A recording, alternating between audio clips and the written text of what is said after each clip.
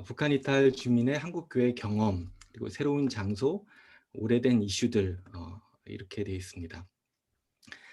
벌써 재작년에 이제 학위 받았던 부분이고요. 연구의 목적은 이렇습니다. 본 연구는 한국교회라는 접촉지대, 접촉지대라는 단어가 뭐 익숙하지 않으신 분들도 있을 텐데, 그 메리 루이스 프레시라는 사람이 이제 어떤 비대칭적인 권력 관계 안에서 나타나는 그 두 문화가 서로 마주할 때 생성된 여러 가지 어떤 결과물들, 거기에 좀 집중하는 그런 개념이라고 볼 수 있습니다. 그러니까 서로 다른 두 문화를 가진 사람들이 기울어진 운동장에서 만나고 있는 그 지점, 이렇게 생각하시면 될 것 같습니다. 그래서 한반도 안에도 이런 지점들이 많이 있고, 또 북한 안에서도 이 개념들이 쓰이고 있는데, 그래서 이 접촉지대라는 개념을 사용해서 우리 한국교회가 좀 그런 부분이 있겠다라고 좀 접근을 했고요. 이 접촉지대에서 북한 이탈 주민들이 갖게 되는 다층적인 경험의 양상을 포착하여 기술하고, 이를 북한 이탈 주민에 대한 선교적인 관점에서 분석하는 데에 목적을 둔다. 이렇게 되어 있습니다. 그 다음에 연구의 논지는 이렇습니다. 본 연구의 중심 논지는 북한 이탈 주민들의 한국교회 경험이 개별적인 종교 경험의 맥락이 아닌 더 나은 삶의 추구라는 북한 이탈 주민의 이주 그리고 정착이라는 보다 확장된 맥락에서 이해되어야 한다라는 것입니다. 조금 더 자세한 부분들은 이제 같이 좀 풀어가도록 할 텐데요. 북한 이탈 주민과 기독교의 관계를 잠깐 보면 뭐 여러분들 잘 아시다시피 이제 3만 명을 넘어섰습니다. 뭐 실제로는 이제 3만 3천 명까지는 안 될 겁니다. 아마 이 통계 자체는 그동안 계속 누적되어 왔던 것이지 뭐 사망하거나 한국을 떠난 분들, 이런 분들은 다 반영이 안 돼 있거든요. 그래서 보통 한 3만 명 정도 이제 작년 기준으로 볼 수가 있겠고요. 그 중에서 북한 이탈 주민 개신교인 비율은 한 30에서 40% 이렇게 보통 얘기를 하고는 합니다. 이제 북한 이탈 주민 지원 재단, 또 이제 남북 하나 재단으로 바뀌었죠. 거기서 탈북민 대상으로 전수조사를 이제 매년마다 하는데, 그때 나온 통계가 이제 본인이 교회를 다닌다, 개신교인이다 하는 비율이 한 42%, 2011년에 그랬고요. 그다음에 2014년에 한 8% 이렇게 줄어든 것을 볼 수가 있습니다. 사실 그 이유가 궁금하긴 한데, 지금 남북하나재단에서는 이제 이 종교에 대한 이 항목을 빼버려 가지고요, 이걸 확인하기가 참 쉽지는 않습니다. 근데 일반적으로 한 30에서 40% 이렇게 얘기를 하고는 합니다. 그리고 계속 좀 줄어드는 추세에 있다라고 우리가 생각해 볼 여지가 있습니다. 교회를 출석하는 비율, 그리고 실제로 기독교 신앙을 가진 비율도 생각해 보면 여기 안에도 상당히 많은 차이가 있을 것 같아요. 이거는 뭐 현장 사역자분들이 더 많이 아시겠지만, 실제로 교회에 오는 분들 중에 정말 그 마음 가운데 신앙을 가지신 분이 얼마나 있을까? 한 10%, 20% 그렇게 얘기하시는 분들을 많이 만나봤거든요. 그러니까 실제로 우리 탈북민 중에 기독교 신앙 가지고 이렇게 살아가시는 분들이 많지 않을 수 있다 생각만큼 그렇다는 것입니다. 근데 여기서 이제 질문이 드는 거죠. 분명히 한국 교회가 탈북민들을 향해서 많은 이제 노력을 했고, 지원도 하고 사랑도 쏟아붓고 환대하는 모습을 보였는데, 왜 우리 탈북민들은 점점 이 교회로부터 떠나갈까? 사실 2000년대 초반에는 한 70%, 80% 이랬거든요. 근데 계속해서 줄어들고 있고, 그리고 신앙을 가진 이조차도 너무나 적은 이 현실 가운데 이제 질문을 갖게 되는 거죠. 그래서 이제 연구를 위한 질문으로 이렇게 4가지 질문을 제가 갖게 되었습니다. 첫 번째는 교회에 간 북한 이탈 주민들에게 무슨 일이 일어나고 있는가? 그다음에 북한 이탈 주민들은 왜 한국 교회에 적응하는 것이 어려울까? 북한 이탈 주민에 대한 한국 교회 접근 방법에는 어떠한 문제점이 있는가? 그리고 한국 교회는 북한 이탈 주민에 대한 선교적 접근을 어떻게 할 것인가? 이런 어떤 질문들이 제 연구를 이렇게 추동했다고 볼 수가 있겠습니다. 간단하게 이제 몇 가지 이론적 토대를 좀 보면요, 이주 연구를 좀 저는 살펴봤는데, 이주는 인간의 삶의 이제 필수 불가결한 요소죠. 그러니까 여기서부터 여기 다른 장소로 옮겨가는 것은 모든 인간들에게 있는 부분입니다. 근데 그만큼 또 다양한 어떤 요인들이 복합적으로 작용하는 현장이 바로 이 이주라고 할 수가 있습니다. 가장 좀 고전적이고 대표적인 이제 이주의 모델이 있는데 배출과 흡입 모델이 있습니다. 사람들을 출생지에서 떠나게 만드는 경제적, 환경적, 인구학적 배출 요인이 있고 또 한편 이들을 정착국으로 끌어들이는 흡입 요인이 있다. 이 두 가지가 같이 결합하면서 이주가 나타나게 된다. 이제 이런 이론인 거죠. 좀 더 구체적으로 보면 인구 밀도가 뭐 증가한다든지 낮은 생활 수준, 정치적 억압 이런 것들이 자기가 살던 곳을 떠나게 하는 겁니다. 우리 탈북민들 같은 경우에는 이제 북한의 고난의 행군, 식량 부족 이런 부분들이 배출 요인이었겠죠. 흡입 요인, 노동자 수요 증가. 저기 가면 일자리가 많대더라. 또 저기 가면 농사 지을 땅이 있대더라. 경제적 기회, 그리고 뭐 북한 분들 입장에서는 중국에 넘어가면 식량이 많다더라. 이렇게 흡입 요인이 작용하고 있다라고 볼 수가 있겠습니다. 이주와 종교를 우리가 볼 수 있는데 종교의 역할이 뭘까? 일반적으로 종교가 긍정적인 역할을 가진다라는 입장들이 사실 많습니다. 그래서 이주민들이 출발할 때 그리고 새로운 낯선 환경에 정착할 때 트라우마를 갖게 되는데 이런 현상들을 완화시킨다. 그리고 종교를 통해서 구심점을 갖고 차별과 공격으로부터 보호해준다. 그리고 새로운 환경에 잘 적응할 수 있는 에너지를 불어넣어준다. 그리고 사회적 자본, 네트워크, 소속감을 제공해준다. 그리고 특별히 이제 정체성을 유지하고 강화에 기여한다. 새로운 정체성 형성에 기여한다. 이거는 그냥 간단하게 생각하시면 이런 것 같아요. 예를 들면 뭐 유대인들이 디아스포라로 다 흩어지게 되잖아요. 그럼 새로운 곳에서 하나님께서 주신 또 새로운 정체성을 갖고 살아가게끔 하는 삶의 목적을 찾게 하는 어떤 그런 원동력이 되잖아요. 그러니까 그런 부분에 이제 새로운 정체성 형성에 기여한다 볼 수가 있습니다. 헐시만이라는 학자가 종교가 갖고 있는 사회 경제적 기능도 좀 주목해 봐야 된다 하면서 이제 3R을 제시하는데 피난처, 그래서 위로와 보호의 원천이 되고 또 체면으로 번역한 게 좋을지 모르겠는데 그러니까 지위 인정 또 사회 이동을 위한 기회를 제공하고 또 자원을 제공한다. 이렇게 얘기를 합니다. 이제 대부분의 연구를 제가 보니까 원래 이주민들이 갖고 있는 자기 종교가 새로운 곳에 이주 갔을 때 어떻게 도움이 되는가에 주로 관심이 많습니다. 그런데 사실 저의 관심은 우리 탈북민들에게 있었기 때문에 탈북민들이 무신론 사회에서 이 남한에 와서 기독교 교회를 접했을 때 그들에게 종교는 어떻게 작용하고 있을까 이제 여기에 제 관심이 있었던 거죠. 또 이제 문화 변용이라는 개념을 좀 잠깐 좀 보면 좋겠는데요. 문화 변용이라는 개념은 개인 또는 그룹이 문화 간 접촉에 반응하면서 나타나는 문화 학습 과정입니다. 근데 이거는 새로 이주해 가는 사람뿐만 아니라 그 이주한 사람을 만나는 현지 사람들도 같이 일어나게 되는 이중적인 과정이라고 볼 수가 있습니다. 그중에 특별히 이제 벨이라는 학자가 이중 차원 모델을 이렇게 제시했습니다.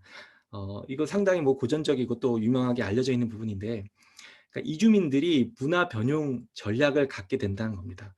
근데 전략이 네 가지로 나타나는데 이 네 가지 전략이 두 가지 차원의 조합을 통해서 나타나게 되는 거예요.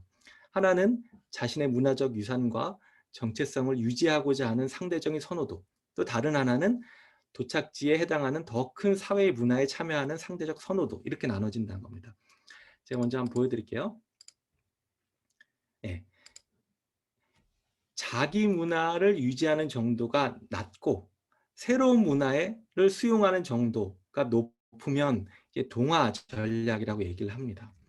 그러니까 우리 한국 사회가 사실 기대하는 부분이 이런 거죠. 우리나라의 문화에 빨리 동화가 되길 원하는 거. 북한 사람들이 빨리 남한 사람이 되길 원하는 거. 이제 이런 기대들이 있는 거거든요. 그 다음에 또 한 가지 전략은 이 분리가 있습니다. 새로운 문화는 잘 받아들이지 않아요. 그리고 옛날 자기 문화 안에 계속 머물러 있는 겁니다. 이걸 뭐 에스닉 엔클레이브 해가지고 어떤 자기들만의 이제 집단 안에 이렇게 갇혀 있는 것으로 볼 수가 있습니다. 그 다음에 이것도 저것도 아닌 거. 완전히 이제 고립되고 주변화되는 상황들도 있습니다. 이때는 뭐 사회에 대한 분노와 여러 가지 이제 또 부작용들이 나타나게 되는 것들을 볼 수가 있는데, 또한 마지막 전략은 통합 전략이 있습니다. 원래 자기가 갖고 있는 자기의 문화를 간직하면서 새로운 문화도 적극적으로 수용하려는 부분. 이것이 이제 통합 전략이라고 할 수가 있습니다. 근데 베리가 이제 수많은 이주민 집단들을 관찰하고 살펴보니까 이 네 가지 전략을 각각 택하는 그 집단들 중에 누가 가장 잘 적응하느냐, 그리고 누가 가장 이 문화 변형 스트레스라고 하거든요. 그러니까 스트레스를 가장 적게 받으면서 잘 정착하느냐라고 봤을 때 여러분 어떻게 생각하세요? 예, 통합 전략을 택했을 때 가장 잘 정착을 이뤄낸다. 이것들을 이제 보게 되고 또 주장하게 됩니다. 제 이제 논문 연구 방법은 기본적으로 이제 구성주의 근거 이론에 바탕을 두고 있습니다. 근거 이론은 뭐 간단히 얘기해서 여러 가지 이제 자료를 바탕으로 이론을 생산하는 거죠. 저 같은 경우에는 이제 심층 인터뷰를 했고요. 그래서 북한 이탈 주민 32분, 그다음에 우리 또 북한 이탈 주민 사역 경험에 있는 남한 분들 인터뷰에서 이제 인터뷰를 통해서 반복되는 주제들, 이것들 계속해서 서로 비교하면서 하나의 이제 어떤 이론적인 틀, 여기서 이제 실체적 이론이라고 하거든요. 그러니까 기존의 어떤 거대 이론 그런 것과 좀 다른 개념으로 어떤 특정 집단, 특정 현상을 설명해낼 수 있는 이론, 좀 작은 규모 중범위 이론이라고 하는데 이런 이론을 이제 제시하는 게 제 연구의 목표였습니다. 그러면서 이제 좀 정리하면서 나타난 이제 핵심 범주가 뭐였냐면 더 나은 삶의 추구입니다. Pursuing a better life 이렇게 나오는데 한국 교회 경험으로 저는 이제 시작을 했던 건데 우리 탈북민들이 경험하고 한국 교회 안에서 씨름하는 부분들이 단지 이분들이 교회에서 경험한 것 갖고만 이해가 안 된다는 걸 좀 보게 됐습니다. 더 큰 맥락에서 봐야 되겠다. 그러면서 4단계, 이주 여정의 4단계를 보게 됐고요. 첫 번째는 더 나은 삶을 위한 탈출. 두 번째는 더 낫지만 기대와는 다른 삶. 세 번째는 더 나은 삶을 제공하는 데에 자주 실패하는 교회. 네 번째는 교회가 제공하는 더 나은 삶에 대한 수용 혹은 거부. 이걸 이제 그림으로 만들어 보면 이렇습니다. 북한이라는 사회를 떠나서 그 중심 안에는 더 나은 삶을 향한 이제 열망이 있는 거죠. 그리고 남한으로 넘어오게 됩니다. 이제 다시 돌아갈 수가 없습니다. 근데 남한은 기대했던 더 좋은 부분도 있지만 또 그들의 기대와는 다른 현실이 놓여져 있었습니다. 그리고 남한에 와서 이분들이 뭔가 채워지지 않는 마음을 갖고 교회까지 오게 됩니다. 근데 교회 안에서 또 실망하게 됩니다. 교회가 그들이 기대했던 더 나은 삶을 제공하지 못한다고 느끼는 부분들. 그래서 결과적으로 교회가 제공하는 더 나은 삶의 비전을 받아들이든지 아니면 거절하든지 이렇게 좀 나눠지는 것을 보게 되었습니다. 그래서 1단계와 2단계는 좀 간단하게 넘어갈게요. 오늘 주로 3단계에 초점을 좀 맞추면 좋겠는데 간단히만 보면 1단계는 이제 더 나은 삶을 향한 탈출인 거죠. 그래서 인과적 조건, 뭐 맥락적 조건 이런 이제 용어들이 좀 있고요. 그래서 이 탈북민들의 탈북 동기들이 그동안 계속해서 변화해 왔고 지금은 훨씬 더 다원화된 탈북 동기를 갖고 있다.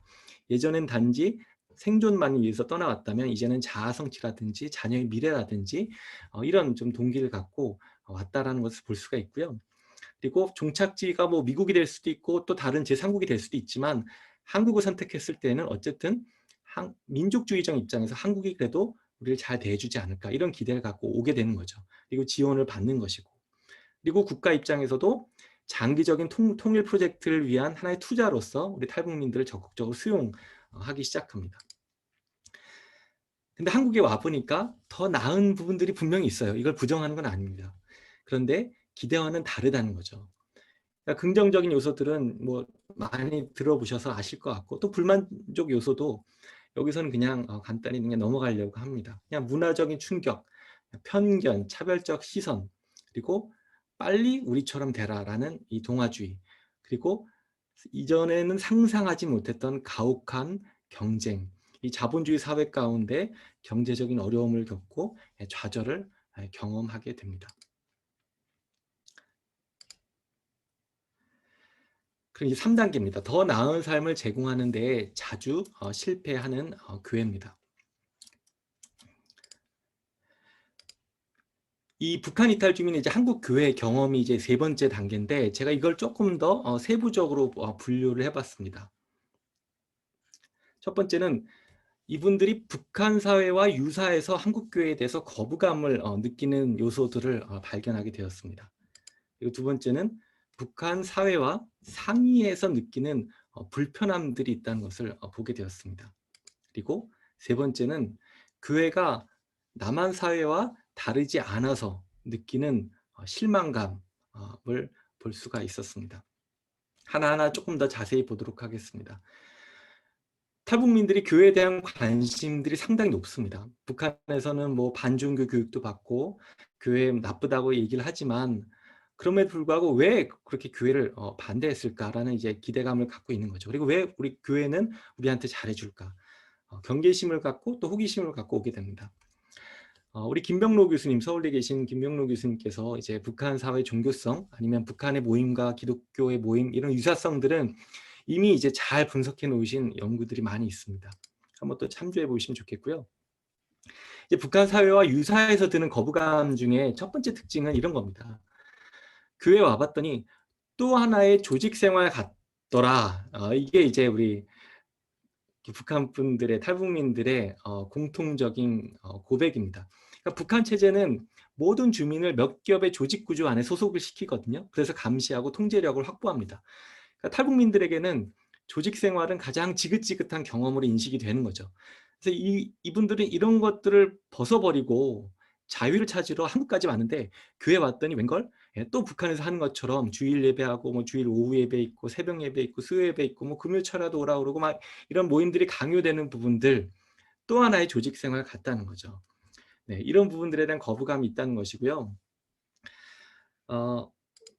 뭐 제가 그냥 시키지 않고 제가 읽겠습니다. 네.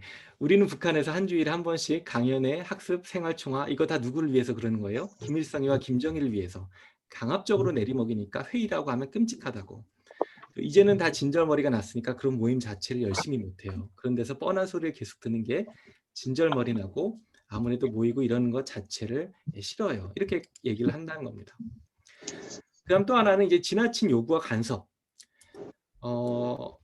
그러니까 교회에 오면 우리 한국 분들이 남한 분들이 좋은 의도를 갖고 열심히 이제 북한 분들 관심을 갖고 조언도 하고 교회 생활 잘하게끔 초청을 하는데 이것이 막상 그분들에게는 지나친 요구와 간섭으로 받아들여지는 겁니다.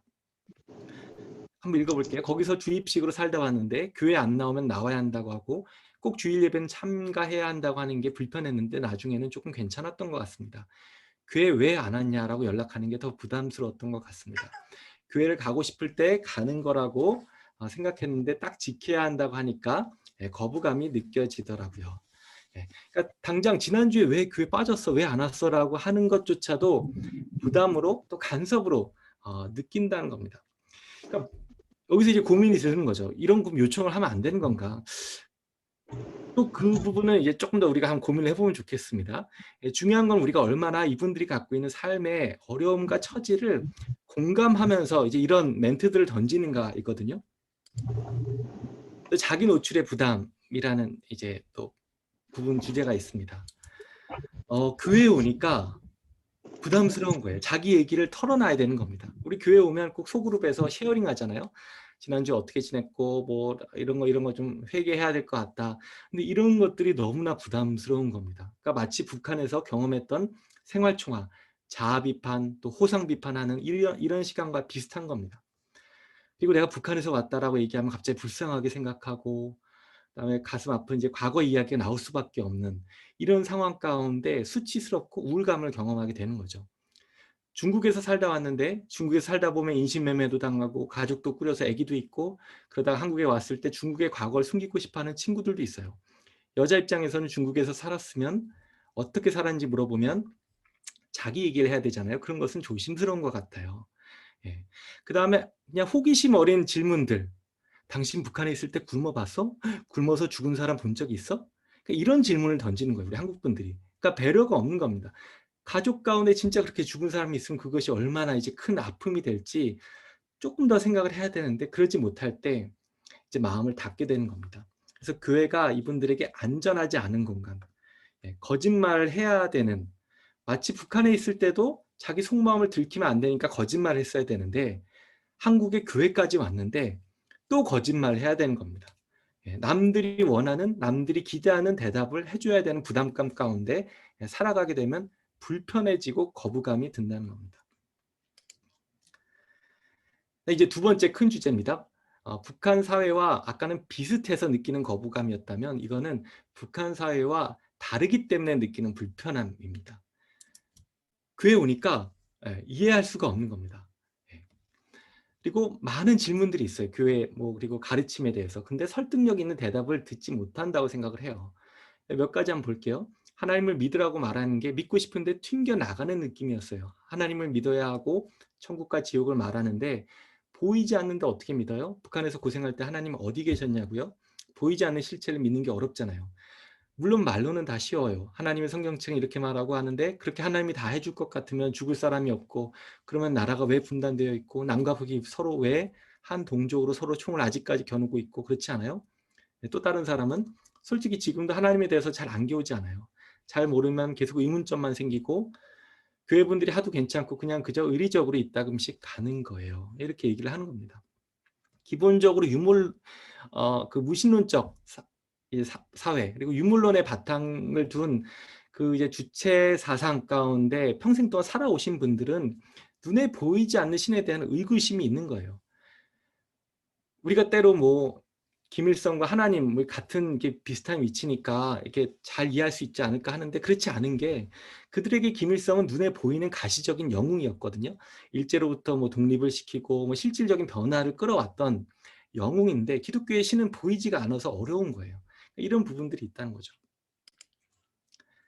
그다음에 교회 와봤더니 이제 예배가 너무나 지루하고 왜냐하면 알아듣기 힘드니까 그리고 와닿지 않는 설교들인 겁니다.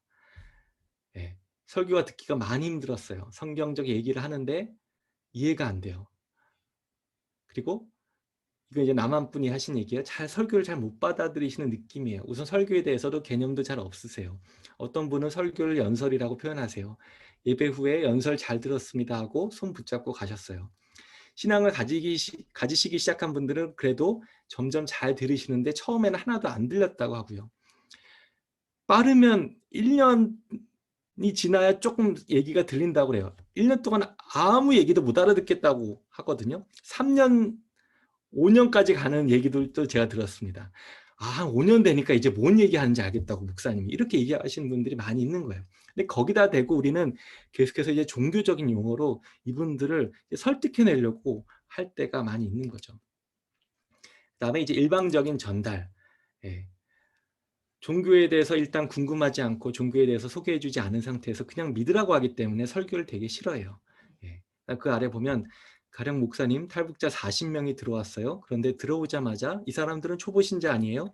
이 사람들은 북한 사회 정치적 모순에서 왔는데 이런 사람한테 하나님께서 할렐루야 할렐루야 하는데 할렐루야가 뭔지 마시는 건지 먹는 건지 몰라요. 자, 그렇게 되면 이 사람들한테 하나님께서 이 세상이 왜 생겨났으며 왜 우리가 하나님을 믿어야 하는가를 체계적으로 납득이 되게 해줘야지. 그것도 안 하고 들어오자마자 언제 왔어요? 반갑습니다. 내일부터 신방 접수하고 그 다음에 전화해서 우리 하나님께서는 이러면 그래, 여기 한국 사람들이 북한에 가서 김일성 혁명 역사 들으면 알아요? 모른다고요. 눈 감고 아웅하지 말라. 북한이나 한국이나 똑같구나. 이게 여기 나오더라고요. 이렇게 반응하시는 겁니다.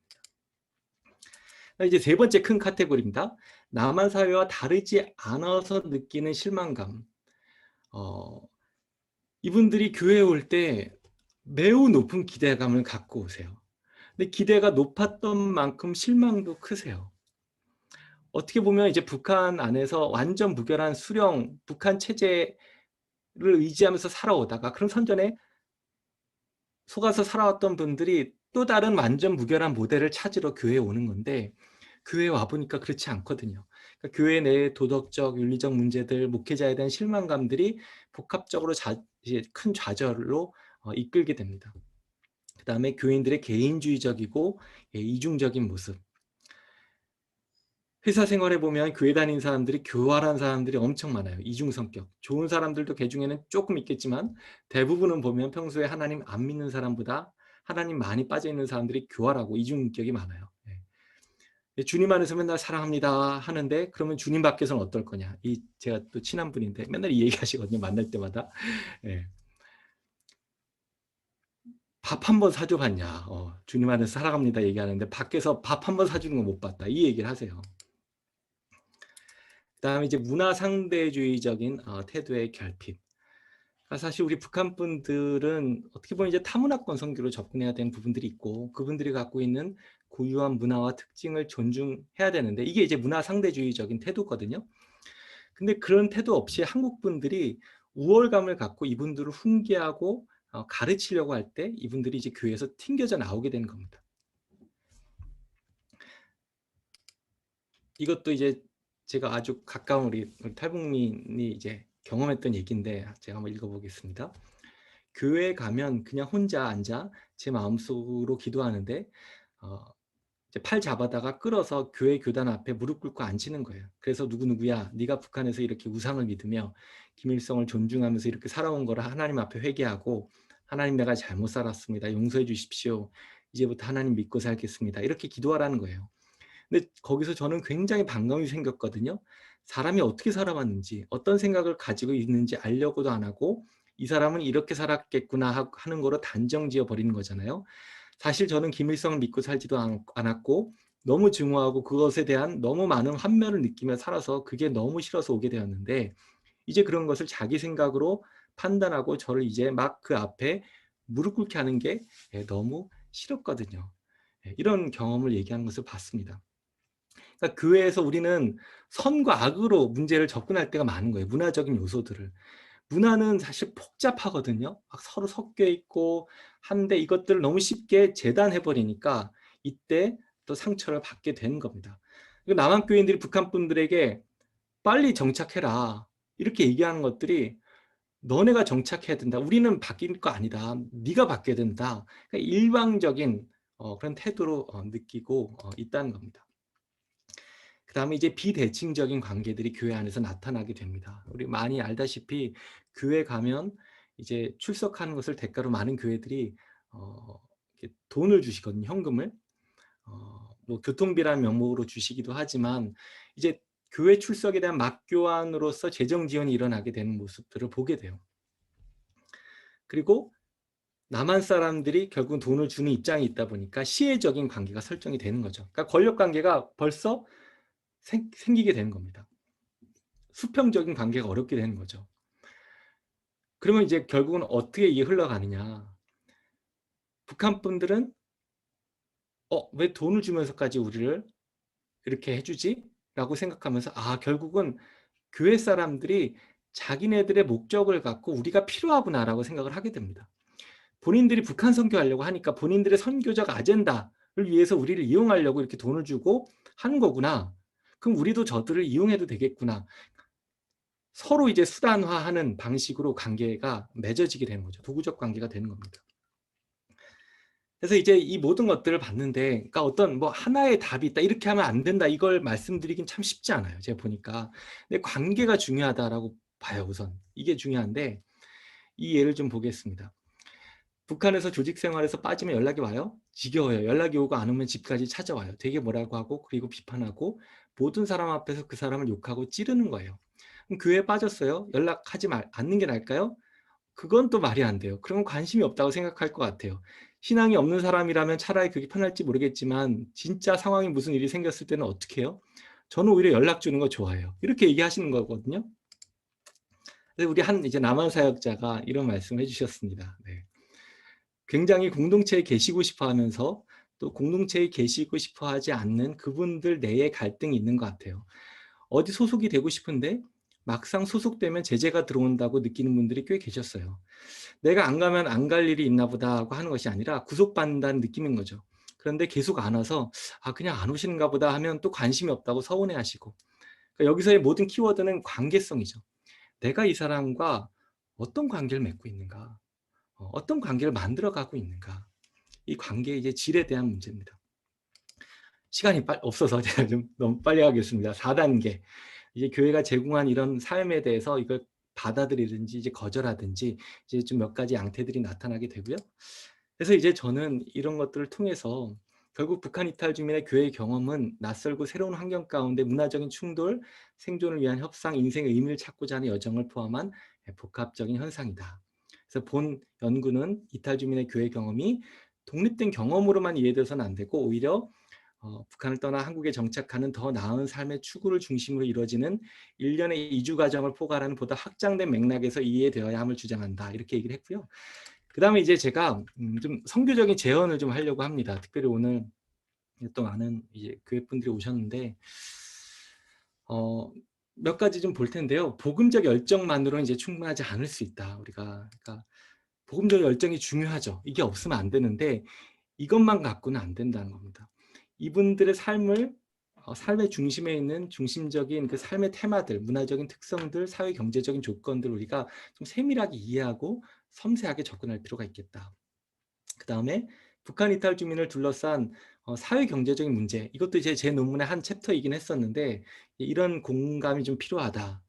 한국에 왔으니까 이분들 이제 자유를 얻었으니까 다 된 거 아니냐라고 우리가 쉽게 생각하는데 여러분 자유라는 게 사회 경제적인 안정이 없으면 우리의 자유는 대폭 축소될 수밖에 없거든요. 그러니까 이런 면에서 우리가 봐야지 야, 너 남한에 왔으면 감지덕지지 이렇게 접근하면 안 되는 거죠.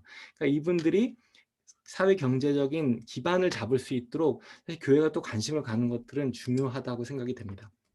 그리고 또 다른 감옥이 아닌 진정한 자유를 누릴 수 있는 공간이 돼야 되는데 여기에 이제 어떤 요소가 있냐면 이 부분은 좀 조심스럽고 우리가 지혜롭게 이제 오해하면 안 되는데 이분들이 갖고 있는 북한 사람됨, 영어로 이제 노스 코리안니스.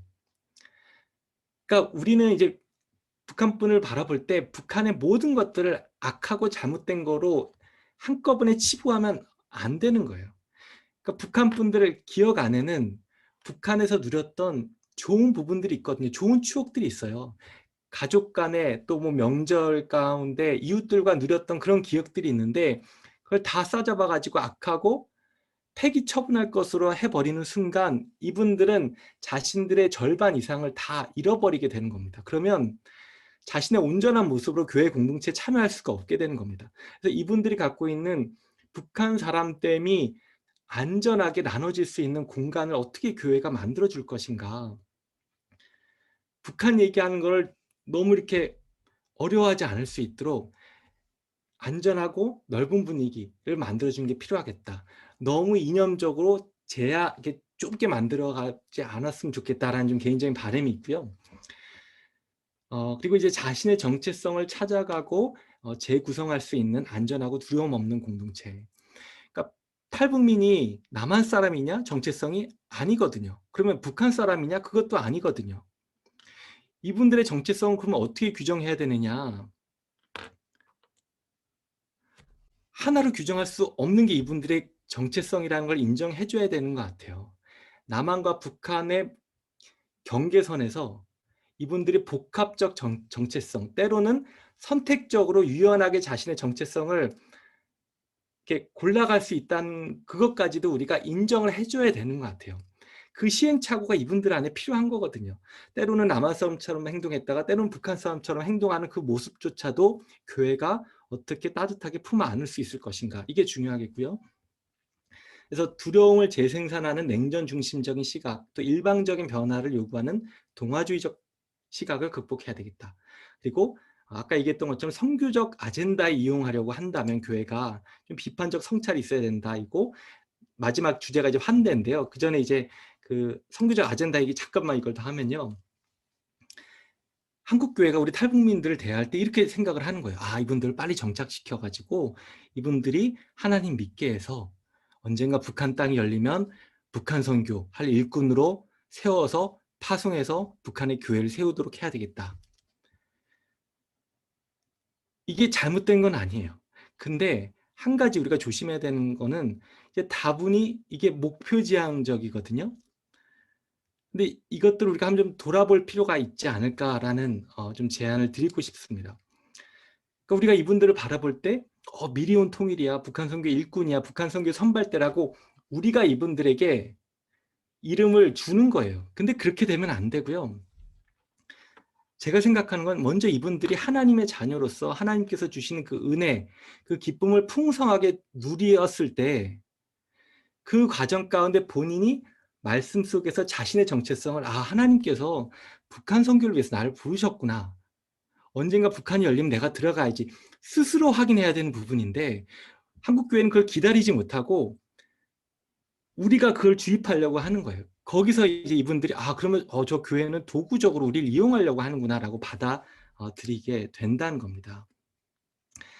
그래서 이런 도구적 목적을 우리가 갖지 않도록 조심해야 된다라는 것이고, 그래서 어떤 분이 이 얘기 하시더라고요. 오히려 우리가 북한 분들에게 해야 될 얘기가 뭐냐. 지금까지 여러분이 많이 고생하셨으니 이제는 쉬십시오. 우리 차례입니다. 우리가 가겠습니다. 이렇게 해야 되는 거 아니냐. 이런 부분이 맞거든요. 여러분, 이분들은 평생 고생해서 한국까지 왔는데 다시 북한에 돌려보내는 게 과연 가장 좋은 건가?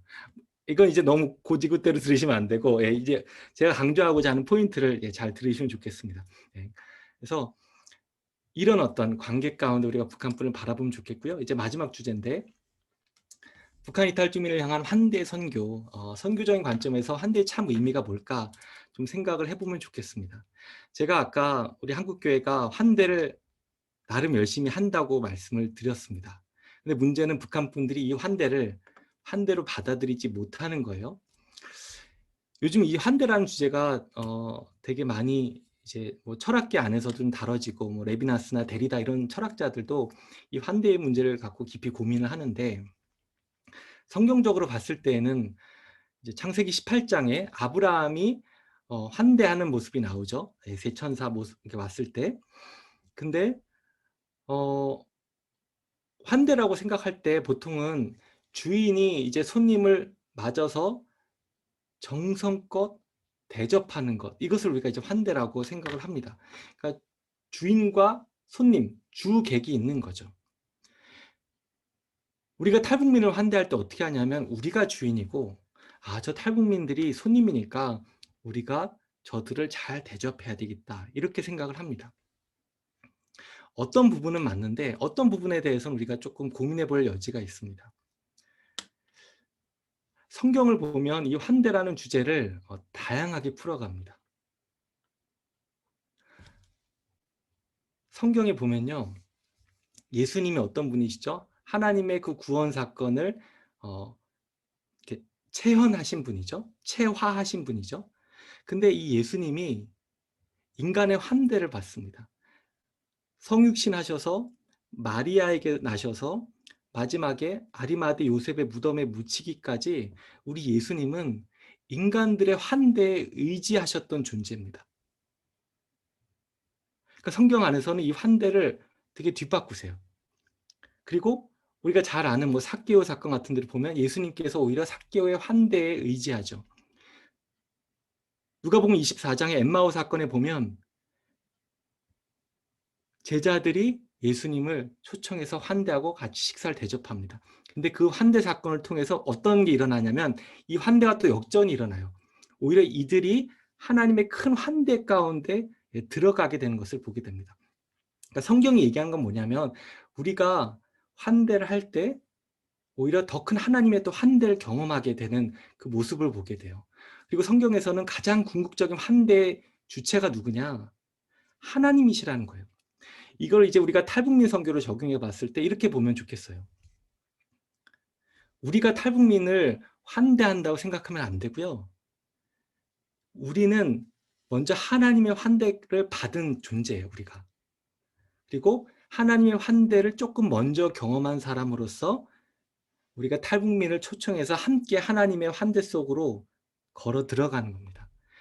그러니까 우리는 그런 면에서 우리가 주인이고 저들이 손님이 아니라 주인이신 하나님이 펼쳐놓으신 그 환대의 잔치자리 가운데 탈북민과 동등하게 수평적인 관계를 맺으면서 같이 나아간 존재라는 인식이 있을 때 저는 신학적으로 우리가 수평적으로 탈북민과 같이 만남을 가질 수 있고 그 안에서 하나님의 역사가 일어날 수 있다고 생각을 합니다. 그래서 가장 핵심적인 거는 결국은 어떤 관계를 맺을 것인가.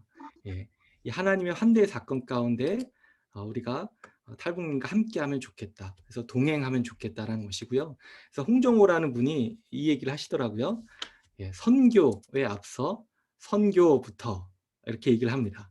그러니까 한자 보시면 베풀선 가르칠교 이게 선교잖아요, 보통. 그런데 먼저 선 사귈교 이렇게 얘기합니다. 그래서 먼저 친구가 돼야 된다. 예.